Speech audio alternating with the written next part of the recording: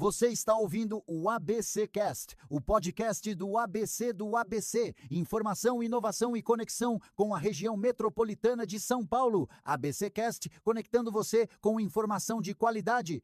Fala, pessoal do ABC e toda a região metropolitana de São Paulo.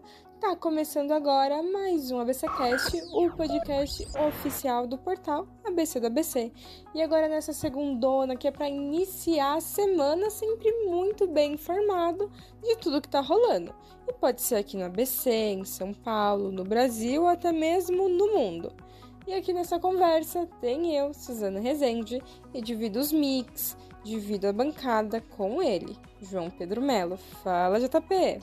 Hello, Su! Olá, pessoal, uma ótima segunda-feira para você que está aí pelo trânsito, no trabalho ou tentando colocar a semana de pé no meio da correria.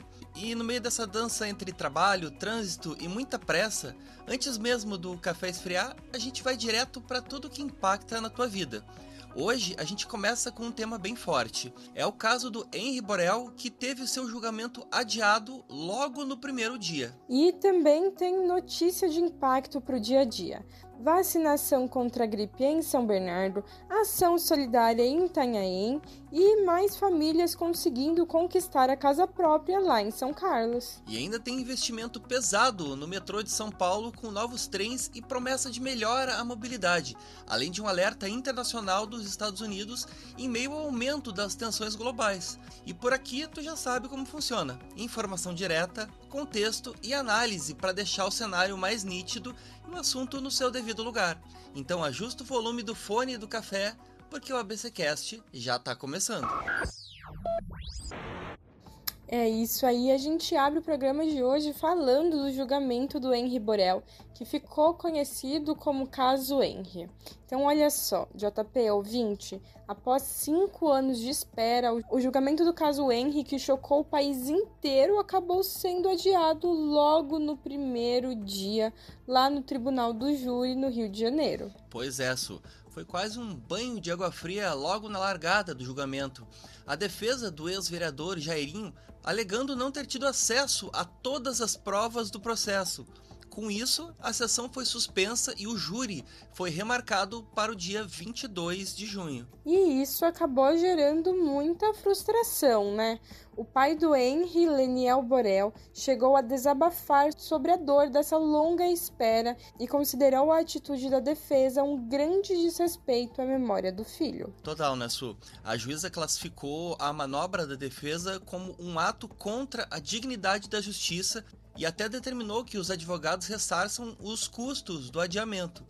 E esse é um caso pesado que o país inteiro tem acompanhado, aguardando um desfecho. Mas, Su e ouvintes, esse tipo de caso acaba ferindo de um jeito diferente, porque atinge justamente o lugar que deveria ser o mais protegido de todos, a infância. E quando um julgamento assim é interrompido por manobras, a sensação de impunidade acaba ganhando força. Isso não adia apenas um processo, adia também a resposta a uma dor coletiva e uma indignação que ficou atravessada no país por anos. Justiça tardia nunca devolve o que foi perdido, mas a ausência dela e esses adiamentos machucam ainda mais. É, com certeza. E você falou muito bem, JP, isso tudo são manobras, né? A defesa de Jairinho, ele já estava querendo fazer com que não tivesse um júri, né? Que o julgamento fosse conduzido de outra forma. E quando chega no primeiro dia de julgamento, eles fazem isso com uma forma de ganhar mais tempo.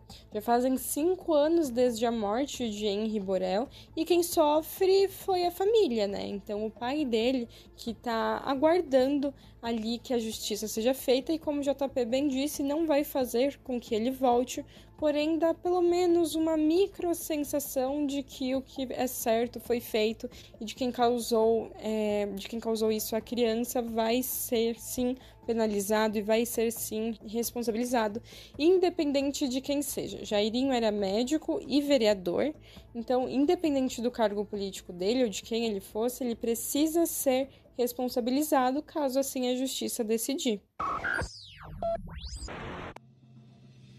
Então, vacinação em São Bernardo. Olha essa facilidade. São Bernardo começa a vacinar contra a gripe no dia 28 com um drive-thru para quem quiser se proteger sem sair do carro. E 2 dias depois, a campanha ganha força total e vai chegar a 35 unidades básicas de saúde, as UBSs da cidade, para imunizar mais de 300 mil pessoas. Então, olha só, já fica o recado, hein? Vacina em dia, menos riscos de casos graves e mais tranquilidade para o sistema de saúde. Beleza.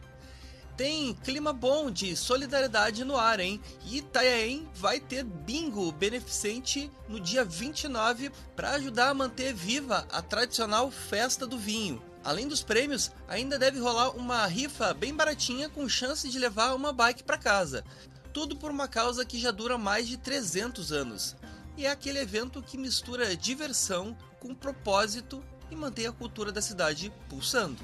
É isso aí, agora para fechar o giro, vamos falar da Casa Paulista lá em São Carlos. E olha que notícia boa, ouvinte, o programa Casa Paulista ajudou famílias a realizarem o sonho da casa própria em São Carlos, com subsídios de cerca de R$11 mil para dar aquela força no financiamento. Foram 46 apartamentos entregues e para muita gente isso significou sair do aperto e começar uma nova fase com mais segurança. E no final das contas é política pública virando chave na vida real, menos burocracia e mais dignidade na prática. E assim a gente encerra o nosso giro de notícias de hoje com vacinação contra a gripe em São Bernardo, ação solidária em Itanhaém e mais famílias conquistando a casa própria em São Carlos. E se tu quiser acompanhar detalhes das histórias que a gente contou por aqui, já sabe, basta acessar o nosso site oficial, que é o abcdoabc.com.br.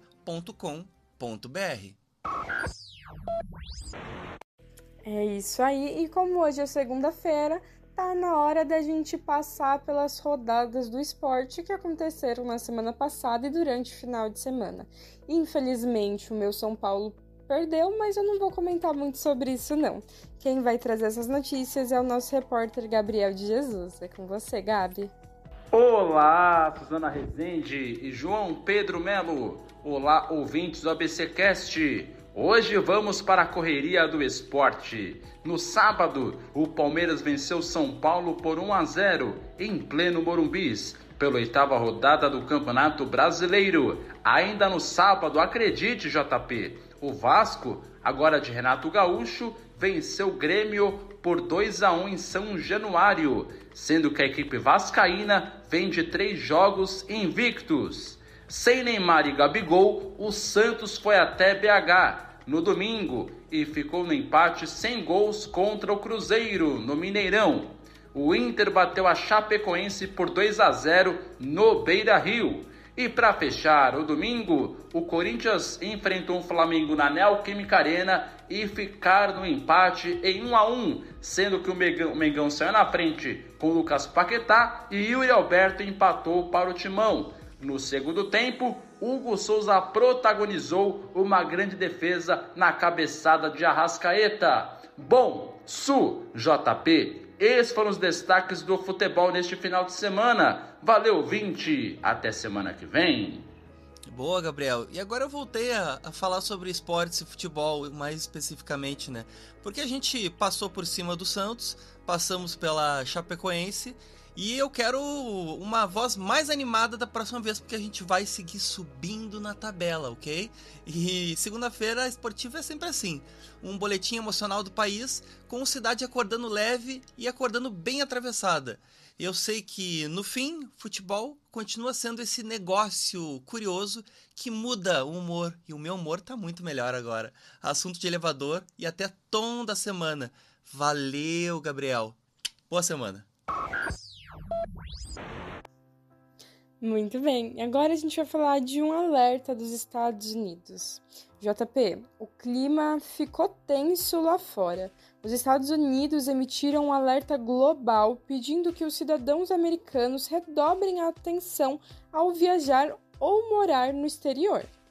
Pois é, Su, isso vem no meio de uma escalada de conflitos envolvendo o Irã, e o governo americano já fala em risco de ataques a interesses dos Estados Unidos em várias partes do mundo. Pois é, quando ele fala várias partes do mundo, não é só no Oriente Médio não, viu? O alerta vale globalmente, com recomendação de seguir orientações de embaixadas e até se cadastrar num sistema para receber avisos em tempo real. E resumindo, né? Cenário de instabilidade e impacto direto, até viagens internacionais. Mais um sinal de como essa tensão pode respingar no mundo todo. E quando uma potência emite um alerta global desse tamanho, ela está dizendo ao mundo que instabilidade já saiu da fronteira do conflito e passou a contaminar a sensação geral de segurança. E isso tem efeito concreto. Muda rota, muda protocolo e até decisão diplomática muda a vida de quem só queria embarcar, trabalhar ou visitar alguém em paz. O noticiário chama de geopolítica, mas muita gente vai sentir isso como uma insegurança do seu próprio cotidiano. Pois é. Falou uma palavra aí, JP, que parece que a gente está muito longe de conseguir, que é paz, né?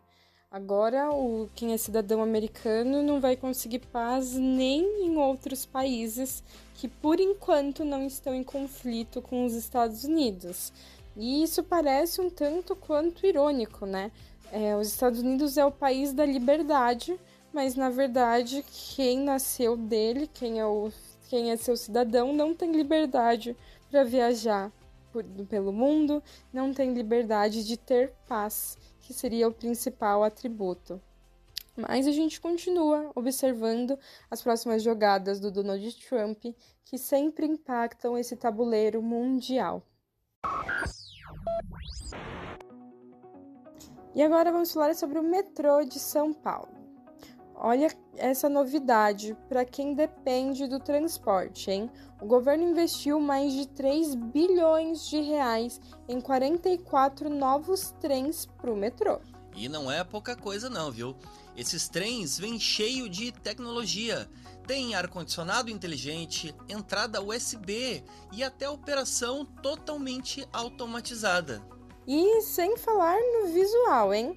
Design moderno por dentro e por fora, pensado para melhorar a experiência de quem pega o metrô todo dia. E o melhor, além de reforçar linhas já existentes, essa frota também vai ajudar na expansão até Guarulhos, ou seja, impacto direto na mobilidade da região. Então, pessoal, trem novo é sempre uma notícia de infraestrutura, claro, mas também é notícia de tempo, dignidade e rotina, porque quem depende do transporte público não está pensando em design bonito por vaidade, ele está pensando em chegar e não ir espremido, e não perder a hora, e não transformar todo o deslocamento numa prova de resistência. Então, quando a mobilidade melhora, a cidade inteira respira um pouco melhor e agradece. Ah, com certeza.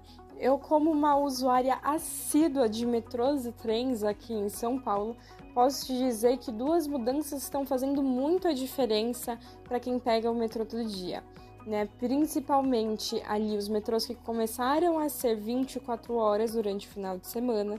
Isso é ótimo para a noite paulistana. E agora essa novidade do USB. Quem nunca passou perrengue para carregar o celular, né? Ter que ficar procurando aquelas tomadas pela estação, pensar em, será que eu pego o próximo trem para pegar mais uma carguinha? Tendo um USB lá dentro, olha, vai facilitar a vida de muita gente. Agora a gente só resta esperar que esses trens cheguem logo até nós. E agora vamos para o nosso quadro queridinho, o Quem Disse Isso? Que é aquele momento que a gente para, respira, traz uma frase muitas vezes inspiradora para você anotar no seu caderninho, enquanto tenta adivinhar quem é o autor ou a autora. Então, JP, nessa segunda-feira, início de semana, conta pra gente qual que é a frase de hoje. Então, bora de frase. A memória é uma invenção constante. Repetindo, a memória é uma invenção constante. E aí, quem é que mandou essa, Su? Dá pra adivinhar? Eu acho que essa daqui tá difícil de adivinhar, hein, JP? Mas é uma frase daquelas, né? Principalmente pra quem gosta de cutucar o passado. Mas, direto ao ponto, quem disse isso foi Antônio Lobo Antunes, mestre em transformar memória em literatura. Boa! Essa frase é bonita porque ela desmonta a falsa ideia de que memória é um arquivo meio neutro. E não é. A gente lembra filtrando, sentindo, reorganizando e até se protegendo. porque assim o passado nunca volta inteiro. Ele volta mexido pela dor, pelo afeto e pelo tempo, e sobretudo pelo jeito que a vida empurra a gente para olhar para trás. Então talvez justamente aí more a força da nossa memória, em não repetir o que foi, mas revelar o que aquilo ainda faz na gente. É, isso aí. É com essa reflexão sobre memória e até mesmo a força para seguir em frente sem saber o que vem aí pelo futuro que a gente termina mais um ABCcast. Lembrando que se você quiser nos acompanhar de segunda a sexta, nós estamos disponíveis em todas as plataformas. É YouTube, Deezer, Spotify, Amazon Music, Apple Podcast. Basta nos buscar e dar o play. E se tu gostou do episódio, conta pra gente o que achou. Vale crítica, elogio, sugestão ou até aquela pauta curiosa que só tu reparou pelo caminho. A gente tá sempre ouvindo vocês. Então já aproveita e passa lá pelo nosso Instagram. É o ABC do ABC _oficial. Porque, como sempre, tu já sabe, a nossa conversa sempre continua por lá. É isso aí. Lembrando que se você quiser se manter informado sobre qualquer assunto a qualquer momento do dia, o nosso site ele não para. Acesse abcdobc.com.br que lá sempre tem notícias fresquinhas só pra você. E antes de encerrar, fica aquele nosso abraço para você que ainda tá no trânsito, voltando do trabalho, ou em casa relaxando mesmo. Muito obrigado pela tua companhia desse lado do fone. É sempre uma honra fazer parte do teu dia a dia. Amanhã a gente tá de volta com mais notícia, contexto e café no mesmo compromisso de sempre. Seguir juntos com firmeza e leveza. Então tchau, tchau e até a próxima. Tchau, tchau. Esse podcast é uma produção do portal ABC do ABC. Apresentação: Suzana Rezende e João Pedro Melo. Roteiro: Greta Passuldi. Edição: Rodrigo Rodrigues. Direção de conteúdo: Tiago Quirino e direção geral: Alex Faria.